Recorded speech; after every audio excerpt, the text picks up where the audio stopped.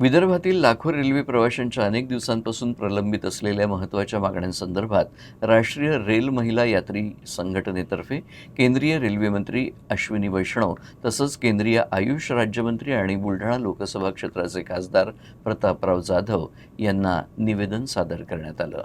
शेगाव, खामगाव, जळंब, भुसावळ आणि परिसरातील विद्यार्थी, महिला, शेतकरी, नोकरदार, व्यापारी, ज्येष्ठ नागरिक आणि पंढरपूरला जाणाऱ्या हजारो वारकऱ्यांची दैनंदिन गैरसोय लक्षात घेता प्रशासनानं या मागण्यांवर तातडीनं सकारात्मक निर्णय घ्यावा अशी विनंती राष्ट्रीय रेल महिला यात्री संघटनेच्या वतीनं निवेदनाद्वारे करण्यात आली.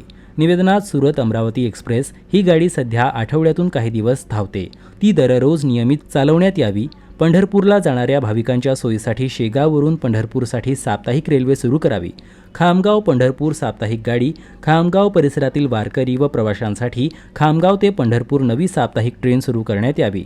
भुसावळ बायपास मार्गाने जाणाऱ्या सर्व रेल्वे गाड्यांना भुसावळ स्टेशन नियमित थांबा देण्यात यावा. जळंब खामगाव रेल्वे गाडीची वेळ पूर्ववत करण्यात यावी, जेणेकरून लोकल प्रवाशांची होणारी अडचण दूर होईल.